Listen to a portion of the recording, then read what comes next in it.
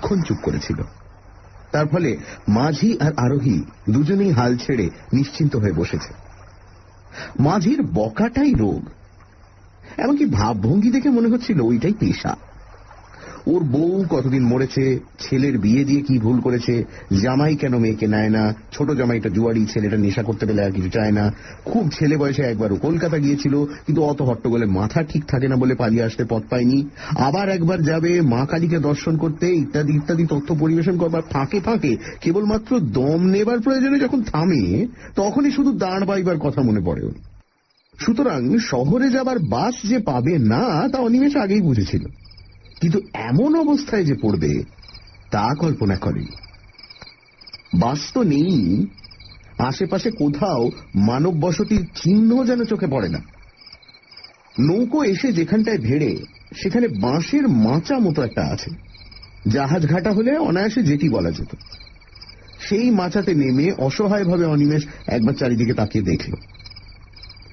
নিচে ময়ূরাক্ষীর কালো জল নিঃশব্দে বয়ে যাচ্ছে। তার স্রোতের গতি থাকলেও তবু একটু প্রাণ স্পন্দন বোঝা যেত। এত মন্থর তার স্রোত, এত নিস্তরঙ্গ যে যেন মনে হচ্ছে সমস্ত জলটা যেন জমাট বেঁধে স্তব্ধ হয়ে গেছে। ওপারে ভগীরথপুর গ্রাম, বেশ সম্পন্ন গ্রাম, তা সে জানে। বহু লোকের বাস, অনেক পাকা বাড়ি, স্কুল, ডাকঘর আছে, কিন্তু এখান থেকে তার কিছুই দেখা যায় না। ঘাট থেকে উঠে যে রাস্তাটা গ্রামের দিকে গিয়েছে তার সাদা বালির আভাস নিবিড় বনের অন্ধকারে মিশে গেছে একটুখানি গিয়েই। দুদিকে বড় বড় গাছ, কি গাছ তা বোঝা যায় না, কিন্তু তারই অসংখ্য শাখা পল্লব সমস্ত গ্রামটাকে যেন চোখের আড়াল করে রেখেছে। একটা আলোর রেখা পর্যন্ত চোখে পড়ে না। ওপারেই যদি এই হয়, এপারের অবস্থা সহজেই অনুমেয়। এপারে যেদিন সে এসেছিল সেদিন দিনের বেলাও কোনো গ্রাম চোখে পড়েনি। বাসটা এসে একেবারে এই ঘাটের ধারে দাঁড়ায়, যাত্রীরা সবাই ভগীরথপুর চলে যায়। সেদিন অন্তত এমন কেউ ছিল না যে ওপারে কোথাও যাবে। আসার সময় দুদিকে আম গাছের ঘন বন কাটিয়ে এসেছিল, বেশ মনে আছে। হয়তো ছিল কোথাও ঘরবাড়ি, কিন্তু তা ওর চোখে পড়েনি। পারাপারের জন্য একটা খেয়া নৌকা আছে, চওড়া ভেলার মতো প্রকাণ্ড বস্তু, কিন্তু শেষ বাস চলে যাবার পর আর ওপার থেকে কেউ আসবার সম্ভাবনা নেই জেনে সেই ইজারাদারও বহুক্ষণ বাড়ি চলে গেছে নৌকোটা ওপারে বেঁধে রেখে। বাবু, ভাড়াটা? তাড়া লাগায় মাঝি। বিহ্বলতা কাটে, কিন্তু যেন আরো ব্যাকুল হয়ে ওঠে অনিমেষ। ভাড়াটা কি রে? এই অন্ধকারে রাত্রিটা আমি এখানে কোথায় থাকবো? তুই তো 1 ঘন্টার রাস্তা 7 ঘন্টা এনে আমাকে এই বিপদে ফেললি। এখন নিদেন ওপারে পৌঁছে দে, দেখি কোথাও একটু আশ্রয় পাই কিনা। এপারে এই জঙ্গলে শেষে কি বাঘের পেটে প্রাণ দেবো? চল ওপারে নিয়ে চল। উঠি লাল্লা বাঙ্কা, উঠি লাল্লা বাঙ্কা। সে কি, কেন রে, কি হয়েছে? তার উত্তরে মাঝি যা বলল তার অর্থ হচ্ছে এই: ওপারে অন্য নৌকা গেলে খেয়ার ইজারাদার বড্ড বকাবকি করে, পুলিশে ধরিয়ে দেয়। সুতরাং ওপারে যাওয়া ওর পক্ষে সম্ভব নয়। অনিমেষ তাকে অনেক করে বোঝালো। ওপারে তাকে ধরবার জন্য ইজারাদার যদি বসে থাকতো তো অনিমেষ তাকেই ডাকত। শুধু ইজারাদার কেন, জনমানবের চিহ্ন থাকলেও সে মাঝিকে এ অনুরোধ করত না। কোনো মতে নামিয়ে দিয়ে সে চলে যাক, তাতে যদি কেউ তাকে ধরে তো অনিমেষ তার দায়ী, ইত্যাদি সব কথার উত্তরে সেই একই উত্তর, উঠি লাল্লা বাঙ্কা বাবু, উঠি লাল্লা বাঙ্কা। অনিমেষ তখন রাগ করে বলল, তবে তুইও থাক, আমি তো নৌকোতেই রাত কাটাই। আগা উঠিও লাল্লাম। শুধু তাই নয়, দাঁড়ের একটা ধাক্কা দিয়ে নৌকোটা খানিকটা দূরে সরিয়ে নিয়ে গেল। টাকাটি ছুঁড়ে দেন কেন, বাড়ি চলে যাই। তবে টাকাও পাবে না, যা, রাগ করে বলল অনিমেষ। কিন্তু যখন দেখে বুড়োটা সত্যি সত্যি একটা নিঃশ্বাস ফেলে ঘরমুখো হচ্ছে, তখন সে 1 টাকার নোট দলা পাকিয়ে ছুঁড়েই দিল।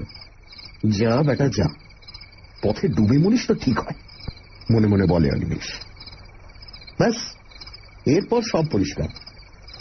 ওপারে ঘন বনে নিবিড় অন্ধকার, সামনে অতল শান্ত জলে তারই রহস্য যেন জমাট বেঁধে, আর এপারে তার চারপাশ ঘিরেও দৈত্যের মতো কতগুলি গাছপালা। সুটকেসটা মাচার ওপর পেতে সেখানেই জেকে বসল অনিমেষ। বাঘ ভাল্লুক যদি সত্যি আসে তো জলে ঝাঁপিয়ে পড়তে পারবে, এখানেই খানিকটা তবু নিরাপদ। খড় খড় ঝটপট শব্দ করে কি একটা পাখি উড়ে বসলো মাথার উপর। ভয় পেয়ে চমকে উঠল অনিমেষ। কাছেই কোথায় শুকনো পাতার উপর দিয়ে কি একটা সরীসৃপ চলে গেল বোধহয়। সামান্য শব্দ, তবু বেশ স্পষ্ট। জলের মধ্যে হঠাৎ একটা মাছ ডিগবাজি খায়, ওইটুকু আওয়াজ। কিন্তু অনিমেষের মনে হলো যেন বন্দুকের শব্দ উঠল কোথাও। বিশ্রী লাগছে। তারার আলোতে যতদূর দৃষ্টি চলে বহুক্ষণ ধরে ধরে হাত ঘড়িটা দেখল। মাত্র রাত 9টা। কলকাতায় সবে সন্ধে, কিন্তু এখানে মনে হচ্ছে নিশুতি রাত। এখনো দীর্ঘ সময় তাকে এখানে অপেক্ষা করতে হবে। কখন ভোর হবে, তারপর কখন ইজারাদারের ঘুম ভাঙবে, তবে সে একটু লোকালয়ের মুখ দেখতে পাবে। বাস একটা আসে এখানে সকাল 8টা নাগাদ। সন্ধ্যেতে যেটা এসেছে সেটা কাছাকাছি কোনো গ্রামে থাকে। 7টা নাগাদ এখানে এসে দাঁড়ায়, অর্থাৎ প্রায় 12 ঘন্টা এখন। আচ্ছা, হাঁটলে কেমন হয়? পাশের রাস্তাটা ধরে হাঁটতে থাকলে কি আর গ্রাম একটা পাওয়া যাবে না কাছাকাছির মধ্যে? কিন্তু সেখানে যদি তাকে আশ্রয় দিতে কেউ না চায়, ডাকাত বলে মনে করে। তাছাড়া দুদিকে যা ঘন ঘন বন, যদি বাঘ আসে। মুর্শিদাবাদ জেলায় এসব অঞ্চলে প্রায়ই বাঘ বেরোয়। দরকার নেই বাবা, 10-11 ঘন্টা সময় এরকম করেই কেটে যাবে। ও মশাই, শুনছেন? বাস মিস করেছেন বুঝি? কোথাও আশ্রয় পাননি? অস্ফুট একটা শব্দ করে চমকে ওঠে অনিমেষ। বরং আঁতকে ওঠে বলাই ঠিক। কখন নিঃশব্দে কে পেছনে এসে দাঁড়িয়েছে ওই এইটুকুও তো টের পাইনি। সামান্য কুটো নড়ার শব্দের দিকেও তো সে কান পেতেছিল। কয়েক মুহূর্ত যেন ভয়ে আড়ষ্ট হয়ে থেকে ঘাড় ফেরাতেও সাহস হল না। কথাগুলো যে বলেছে সে একেবারে ওর পেছনেই এসে দাঁড়িয়েছে, অত্যন্ত দ্রুত, যেন একটা কথা শেষ হবার আগেই আর একটা কথা শুরু হয়েছে। এইভাবে পরপর 3টি প্রশ্ন করে আগন্তুকটিও চুপ করে দাঁড়িয়ে নিঃশ্বাস ফেলছে।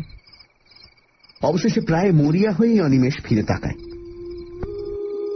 রোগা কালো গোছের একটি মানুষ, খুব বেটে নয়, তাই বলে ঢ্যাঙাও বলা চলবে না।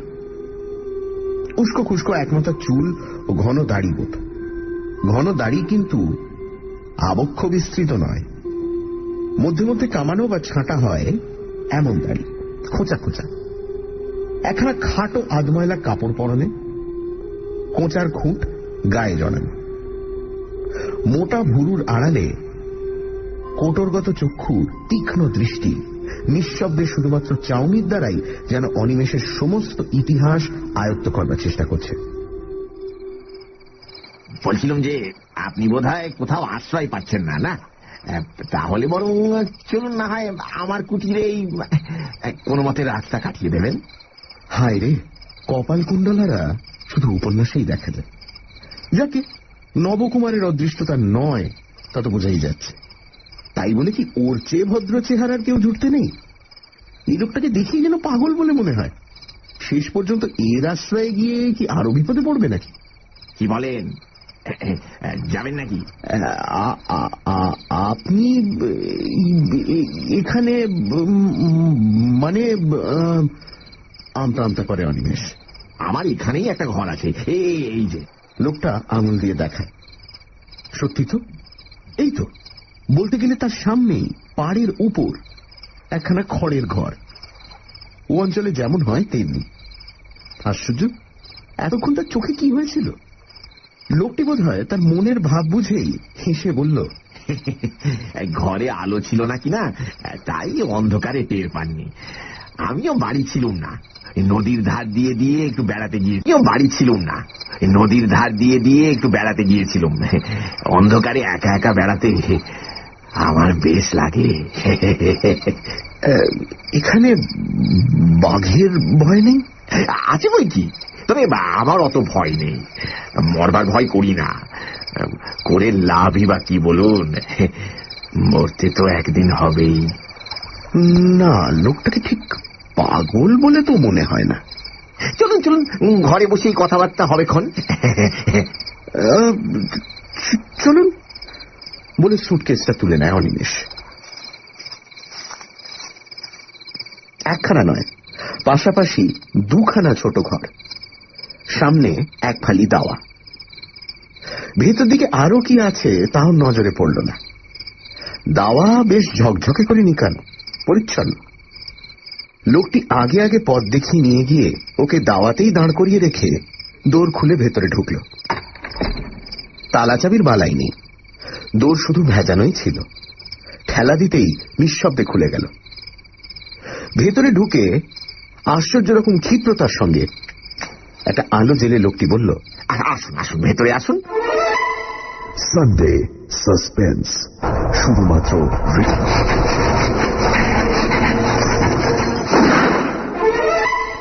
সানডে সাসপেন্স, শুধুমাত্র রেডিও মির্চি 98.3 FM এ। It's hot. The sugar and spice makes everything nice. Sunday সাসপেন্সে আজ গজেন্দ্র কুমার মিত্র লেখা এক রাত্রির অতিথি। অনিমেষ নৌকো করে একটা জায়গায় এসে পৌঁছেছে। ওপারে ভগীরথপুর গ্রাম, কিন্তু জায়গাটি একেবারেই নির্জন। ঘাটের ধারে বাস এসে দাঁড়ায়, কিন্তু সেদিন শেষ বাসও চলে গেছে। মাঝি কোন রকমে অনিমেষকে নামিয়ে দিয়ে চলে গেল। অন্ধকার রাতে অনিমেষ একেবারেই একা। এমন সময় একটি লোক এসে অনিমেষকে আশ্রয় দিতে চাইল। লোকটি বলল তার মৃত্যু ভয় বা বাঘের ভয় কোনোটাই নেই। লোকটি অনিমেষকে তার বাড়ি নিয়ে এলো। তারপর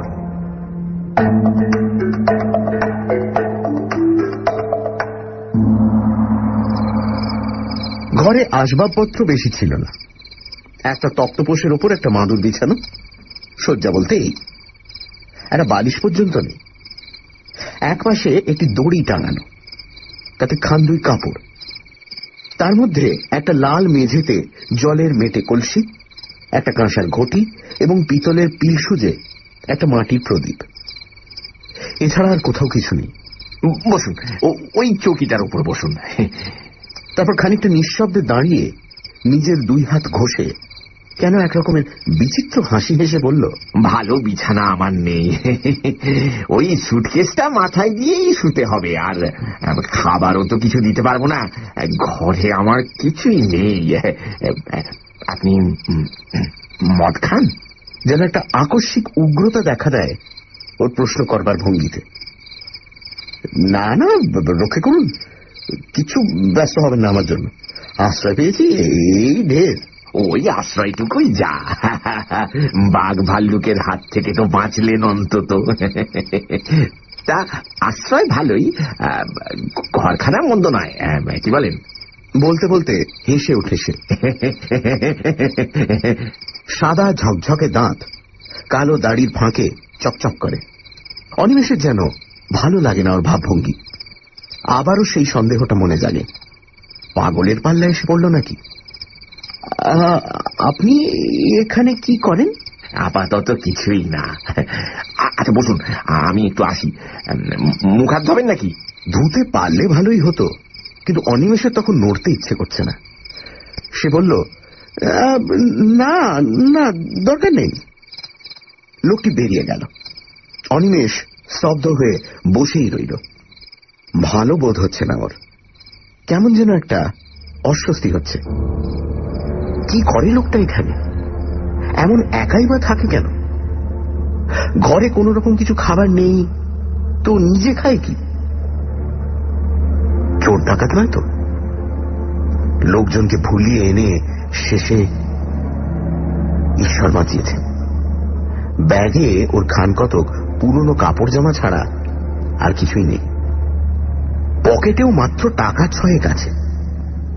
কিন্তু একটু পরেই সমস্ত দেহ হিম হয়ে ওর মনে পড়ে এই সব উদ্দেশ্যে যারা নিয়ে আসে ভুলিয়ে, টাকা না পেলে তারা আরো হিংস্র হয়ে ওঠে। তাছাড়া মেরে ফেলে তবে তো দেখবে কি আছে না আছে। ওদের দেশে একবার খুব ডাকাতের উপদ্রব হয়েছিল। তারা একটা লোককে খুন করার পর পেয়েছিল মাত্র একটা আধলা। কখন গৃহস্বামী আবার নিঃশব্দে ওর কাছে এসে দাঁড়িয়েছে অনিমেষ টেরও পায়নি, যদিও খোলা দরজার দিকে চেয়েই বসেছিল সে। আশ্চর্য। লোকটা বলল, বলছি কি, এখনই শুয়ে পড়বেন নাকি?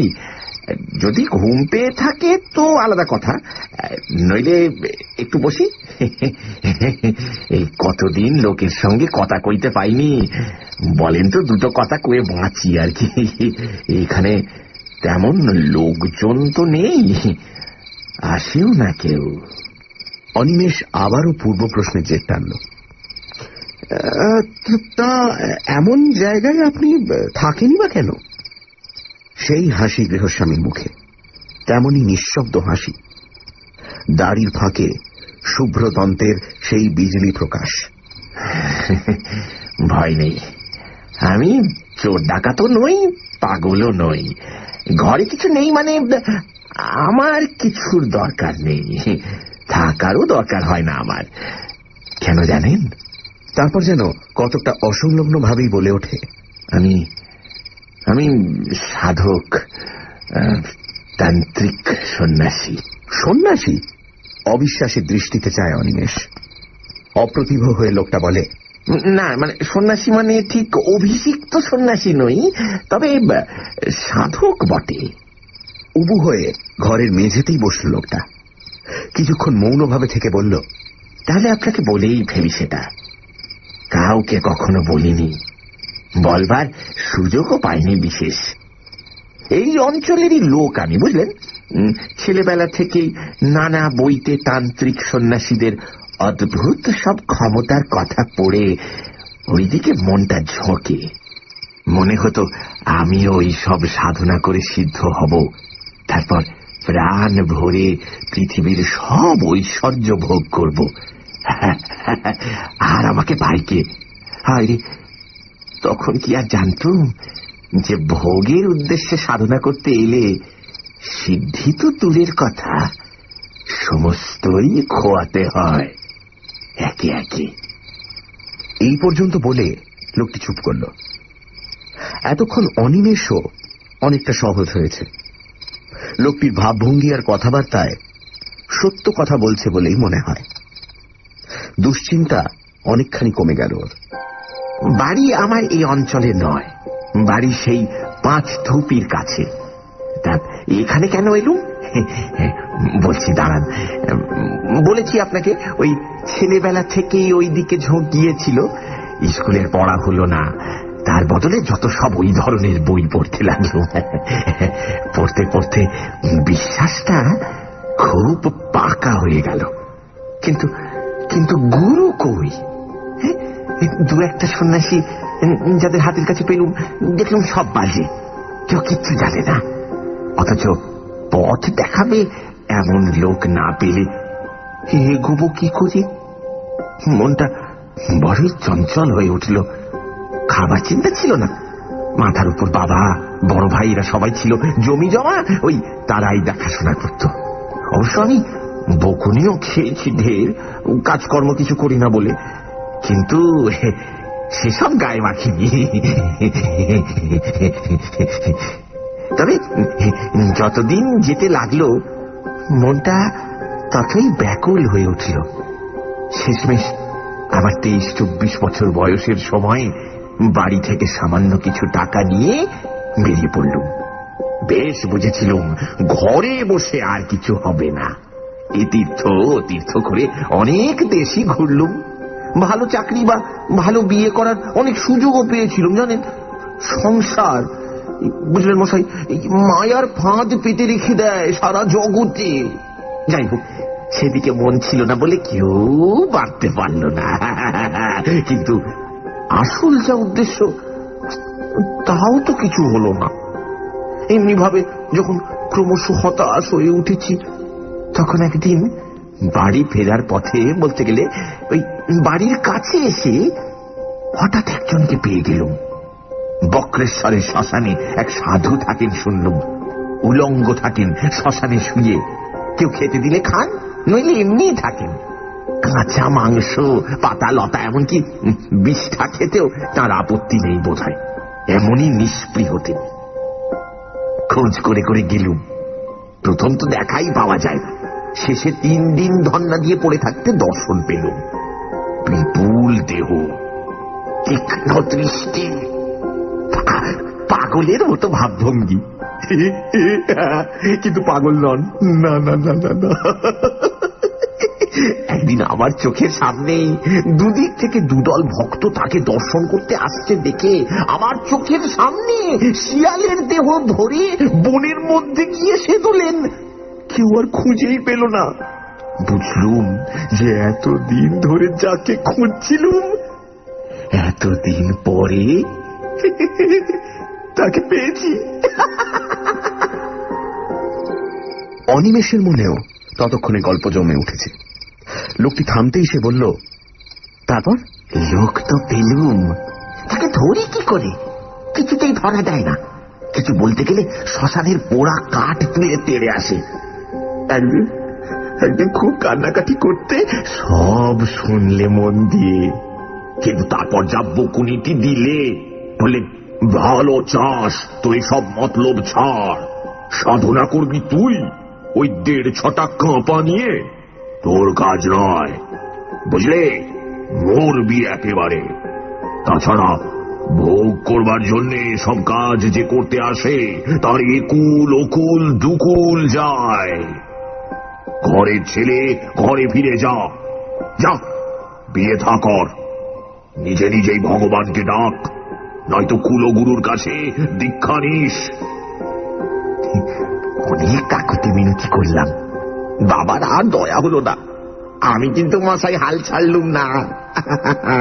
আমার তখন জেদ চেপে গেছে কিনা ওইখানেই পড়ে রইলুম, বলতে গেলে না খেয়ে দে, আর গোপনে ওর দিকে নজর রাখলাম, যদি আসল প্রক্রিয়ার কিছু হদিশ পাই। বুঝলেন না, এতদিন কি আর বৃথাই এ লাইনে ঘুরেছি। আসল মানুষ না পাই, ওদের ভেতরের কথা কিছু কিছু জেনেছি বই কি। তারপর হলো কি মশাই, আরো 2-1 সাধক আর ভৈরবী ওখানে এলো বাবার সঙ্গে দেখা করতে। গোপনেই এলো, কিন্তু আমি তো ওইখানেই পড়ে থাকি, আমাকে এড়াবে কি করে?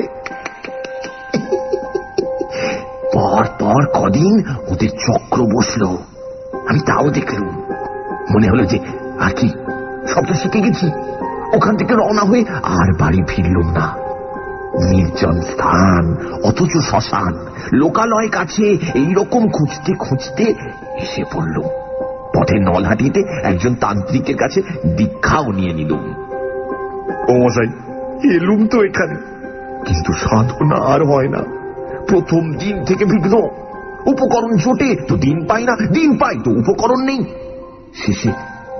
শেষে অনেক কৌশল করে, অনেক নিচে নেমে যদি বা সব জোগাড় করলুম, এই মঙ্গলবার অমাবস্যার রাত পেয়ে যেমন আসন করে বসেছি। কি বিঘ্ন, কি বিঘ্ন! উফ, ধ্যানে মন দেব কি, কিছুতে মনই স্থির করতে পারি না। এখন এটা বাসের রাস্তা হয়ে শ্মশান এখান থেকে সরে গেছে। আগে এখানটাতেই শ্মশান ছিল। এখন যেখানে ঘর দেখছেন, এই যেখানে আমরা বসে আছি, এইখানেই সেদিন আসন করে বসেছিল। নিজের অজ্ঞাতেই অনিমেষ যেন একটু সরে বসে, তারপর বলে, আচ্ছা, বিঘ্ন কি রকমের? ভয় পেলেন? শুনেছি তো এরকম সাধনায় বসলে প্রথম নানা রকমের ভয় দেখায়, কিন্তু সেটা শুধুই পরীক্ষা করার জন্য। আপনিও তো সেরকম শুনেছিলেন নিশ্চয়, তবে ভয় পেলেন কেন? হাসল লোকটা আবারও। কাউকে ছেলে মানুষই করতে দেখলে বিজ্ঞ মানুষেরা যেমন হাসে, কতকটা তেমনই হাসি। বলল, জানে তো সবাই, কিন্তু শোনা এক জিনিস আর অভিজ্ঞতাটা আর এক। তেমন অভিজ্ঞতা হলে বুঝতেন। শুনবেন? শুনবেন কেমন? মরার বুকের উপর বসেছি আসন করে, মরার খুলিতে করে মদ খাচ্ছি, মনে ভয় ডর কিচ্ছু নেই, এই বিশ্বাস হয়ে গিয়েছিল। কিন্তু সেই লোকেরই বুকের মধ্যে হিম হয়ে গেল সে সব শুনে। না না, তেমন ভয়ানক কিছু নয়। প্রথম শুরু হলো ফিস ফিস কথার শব্দ, খিলখিল হাসি, চাপা হাসি। ক্রমে সেইটাই বাড়তে লাগলো। মনে হলো 10 জন, 20 জন, 100 জন, হাজার হাজার হাজার। আপনার চারপাশে যদি লক্ষ লক্ষ লোকের ফিস ফিস কথারই শব্দ হতে থাকে তো কেমন হয়? আর তার সঙ্গে চাপা এক ধরনের খিলখিল হাসি।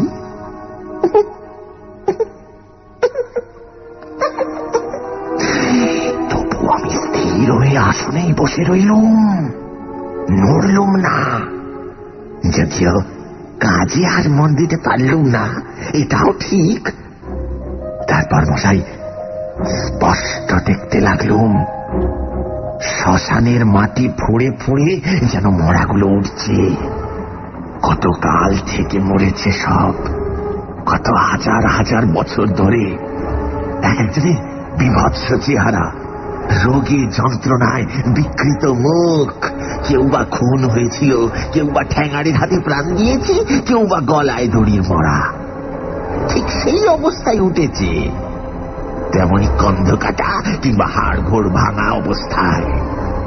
সকলেরই মুখে রাগ, চোখের দৃষ্টিতে আগুন। তারা সবাই আমার দিকে আঙুল তুলে শাসাতে লাগলো, পাপিষ্ঠ, তুই এখানে কেন? শ্মশান অপবিত্র করতে এসেছিস? চলে যা, দূর হয়ে যা। জানিস না এখানে আমরা পাহারা দিচ্ছি? মনে পাপ নিয়ে তুই এসেছিস শ্মশান জাগাতে? চলে যা, চলে যা। তার মধ্যে একজনের আবার শুধু কঙ্কাল। বোধহয় তাকে পুঁতে রেখেছিল কোথাও মেরে, তারপর তাকে তুলে পোড়াতে হয়েছে। সেটাই সবচেয়ে কাছাকাছি এলো। মুখে সেই এক শব্দ, দূর হ, দূর হ। ভয় পেলুম খুব, তবু এও জানি একবার ভয় পেলেই গেল। চিরকালের মতো প্রাণপণে চেঁচিয়ে উঠলুম, যাব না, যাব না, উঠব না আমি। ব্যাস, আর যায় কথা। সেই কঙ্কালটা আরো এগিয়ে এসে তার সেই অস্থিময় আঙুল কটা দিয়ে আমার গলাটা চেপে ধরল।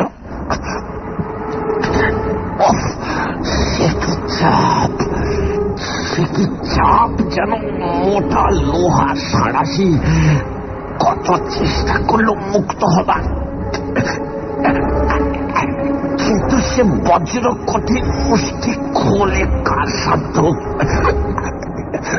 দম বন্ধ হয়ে গেল, বুকে সে এক অসহ্য যন্ত্রণা। মনে হলো যেন দেহের প্রতিটি শিরা পেটে যাচ্ছে। কলিতে কলি করতে লাগলো, এক ফোঁটা হাওয়ার জন্য। সে হাওয়া চারিদিকেই রয়েছে, তবু এক বিন্দু বুকের মধ্যে দিতে পারলাম না, বরং আরো চেপে বসতে লাগলো সেই সাঁড়াশির মতো আঙুলগুলো। তারপর রুদ্ধ নিঃশ্বাসে প্রশ্ন করল অনিমেষ, তারপর আবার সেই হাসি।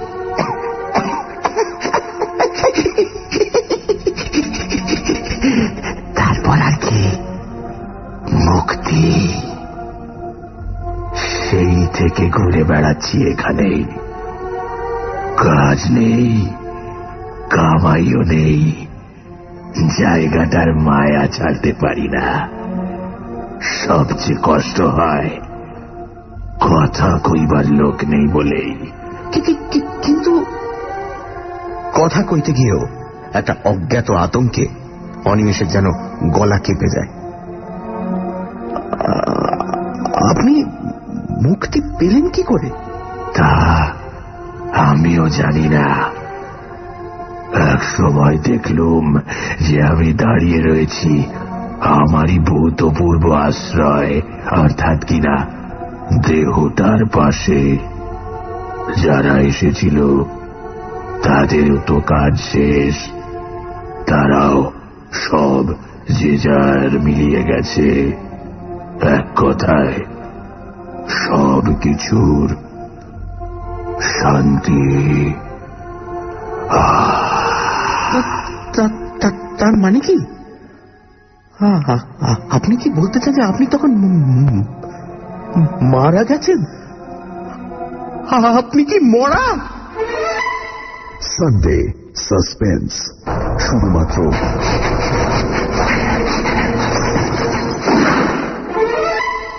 সানডে সাসপেন্স শুধুমাত্র রেডিও মির্চি 98.3 FM এ। It's hot. The sugar and spice makes everything nice. Sunday সাসপেন্সে আজ গজেন্দ্র কুমার মিত্র লেখা এক রাত্রির অতিথি। অনিমেষ শুনছে জনৈক সাধকের আত্মজীবনী। সে নিজের মুখেই বলছে যে সে চোর, ডাকাত বা পাগল কোনোটাই নয়। তান্ত্রিক সন্ন্যাসী হবার বাসনা নিয়ে লোকটি বাড়ি ছেড়েছিল। তারপর এক সাধুর সংস্পর্শে এসে নানা রকম সাধনা করতে শুরু করে এবং একদিন রাতে তার সাধনার সময় শ্মশানের মাটি ফুঁড়ে ভয়ঙ্কর আত্মারা উঠে আসে। একটি কঙ্কাল তার গলা চেপে ধরে এবং তারপর সে সম্পূর্ণ মুক্তি পেয়ে যায়।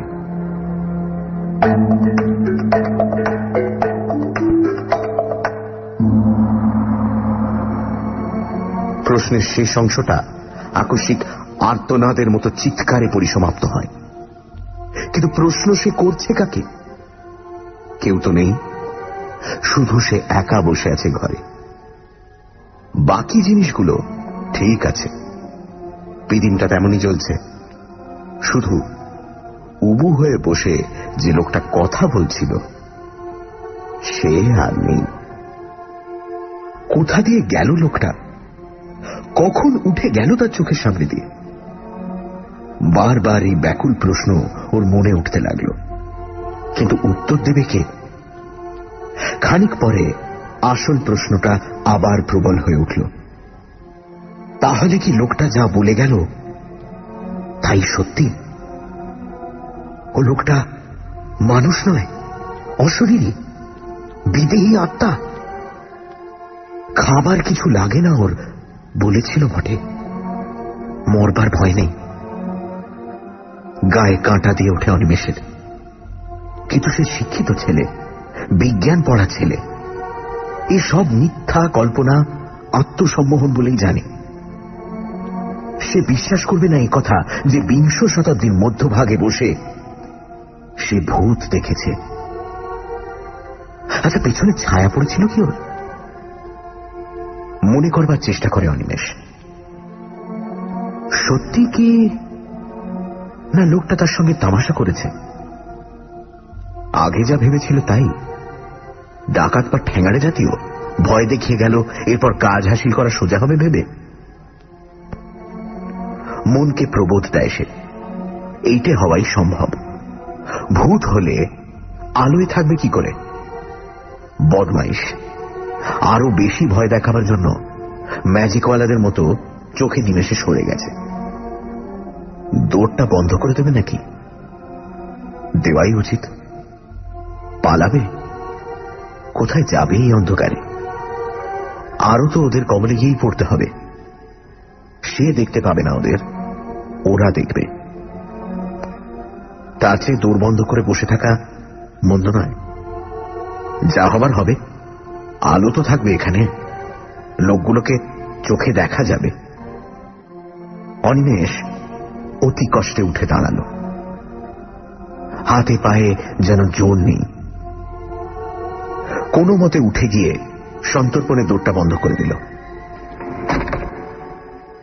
ভাগ্যিস ভেতরে খিল আছে, বেশ মজবুত খিল। দেখে শুনে ভালো করে বন্ধ করল। যাক, নিশ্চিত। কিন্তু এ কি? হঠাৎ আলো নিভে গেল যে। মুহূর্তের মধ্যে কোন রকম নোটিশ না দিয়ে ঘরটা তার চারপাশ নিশ্ছিদ্র অন্ধকারে ভরে গেল। তেল ছিল না, কিন্তু তাহলে তো একটু একটু করে ম্লান হয়ে আসবে। তবে ভয়ে ওর গাটা হিম হয়ে গেল। তবে কি ঘরের মধ্যে কেউ ছিল? এখন ফোন দিয়ে নিভিয়ে দিল। সেই লোকটাই কি? হয়তো তক্তপোষের নিচে ঢুকে গিয়েছিল, তখন সেখানেই লুকিয়েছিল, তাই সে ওর চলে যাওয়াটা লক্ষ্য করেনি। নিশ্চয়ই তাই। কি সর্বনাশ! এই যে হিতে বিপরীত হলো, ওদের হাত থেকে বাঁচতে গিয়ে একেবারে ওদের মুঠোরই মধ্যে এসে পড়ল। পকেটের দেশটাই পর্যন্ত নেই, যতদূর মনে পড়ে ব্যাগও নেই। ব্যাগটাই বা কোথায়? চৌকিটা যে ঠিক কোন দিকে তাও তোর মনে পড়ছে না। কি বদমাইশ লোকটা! ক্রুদ্ধ স্বরে, হয়তো বা একটু ভীত কণ্ঠেই অনিমেষ বলে উঠল, কে কে ওখানে? আলো জ্বালো বলছি শিগগির, নইলে নইলে ভালো হবে না, দেখিয়ে দেবো মজা। কি হলো, জানালে না? নিস্তব্ধ চারিদিক, কোথাও একটা জনপ্রাণী আছে বলে মনে পড়ে না। রহস্যময় সুগভীর স্তব্ধতা। ঘরে কি জানলা ছিল? তাও তো মনে পড়ছে না। জানলা খুলে দিলে তবু একটু তারার আলো আসে। অনেকক্ষণ চুপ করে দাঁড়িয়ে থেকেও জানলা কোন দিকে মনে পড়ল না। আচ্ছা, একটু এগিয়ে গেলেই তো দেওয়াল, হাতড়ে দেখতে দোষ কি? পরক্ষণেই মনে পড়ল, আরে আচ্ছা বোকা তো সে, দৌড়টাই তো রয়েছে, খুলে বেরিয়ে পড়লেই তো হয়। ঘরের অন্ধকারের চেয়ে বরং বাইরের অন্ধকার ভালো, তারার আলো আছে। কিন্তু ব্যাগটা থাকে, প্রান্ত বাঁচুক। যেদিকে দৌড় দিয়েছেই মাত্র সেদিকেই হাত বাড়ালো। কই সে দরজা? অথচ ও তো সবে দরজা বন্ধ করে এপাশ ফিরেছে আর আলো নিভেছে। তবে কি ও দিক ভুল করেছে? এদিকে দরজা ছিল না। আন্দাজে আন্দাজে এগিয়ে যায় সে। এইটুকু তো ঘর, দেওয়াল পেলে দেওয়াল হাতড়ে হাতড়ে ঘুরলেই দরজা পাবে। তবু ভয় হচ্ছে ও লোকটা না এই সুযোগে পেছন থেকে মেরে বসে। কিন্তু উপায়ই বা কি? এদের কবলে যখন এসে পড়েছেই। মরিয়া হয়েই এগোয় অনিমেষ, এক পা করে যতটা সম্ভব নিঃশব্দে এগোয়। 1 2 3 4 5 6 7 8। এই যে 20 পা হয়ে গেল। ঘরটা যতদূর আন্দাজ হয় 10-12 ফুটের বেশি হবে না লম্বায়। নিহাতি ছোট্ট ঘর, অথচ 20 পা মানে অন্তত 15 ফুট। আরো 2 পা, আরো 10, আরো 20। কি সে মাঠে চলেছে নাকি? কিরকম হলো? 40 পা চলার মতো ঘর তো নয়, কোনাকুনি হাঁটছে। তাতেই বা এত দূর হবে কেমন করে? তবু আরো কয়েক পা যায় সে। হয়তো চলতে চলতে তখন গতি বেঁকে গিয়েছে, সোজা হয়ে হাঁটে আরো খানিকটা। না, তবু দেওয়াল নেই। রহস্যময় অন্ধকার, অনন্ত শূন্যতা। বাইরের মুক্ত শূন্যতা নয়, 4 দেওয়ালের চাপা, তবু তা অনন্ত। এইবার কপালে ঘাম দেখা দেয় অনিমেষে। এতক্ষণ ডাকাতের ভয় যা হয়নি, এবার তাই হল। পা দুটো কাঁপতে লাগলো থরথর করে, একেবারে যেন ভেঙে এলো। অসহায়ভাবে সেইখানেই বসে পড়ল সে। এটার কি হলো? কি চক্রান্তে জড়িয়ে পড়ল সে? তবে কি সে লোকটা অশরীরী? সত্যি সত্যি সে কি তাহলে কোনো প্রেত জনির মায়াতে এসে পড়েছে? বিহ্বল হয়ে ভাবে অনিমেষ কি করবে, কিন্তু কোনো পথ দেখতে পায় না। ওই যে কারা আসছে না? হ্যাঁ, ওই তো কত লোকের পায়ের আওয়াজ, অন্তত 8-10 জনের কম নয়, কিংবা আরো বেশি। এই বাড়ির কাছেই আসছে। ওই তো দাওয়াই উঠল। ও মশাই, শুনছেন? ও মশাই!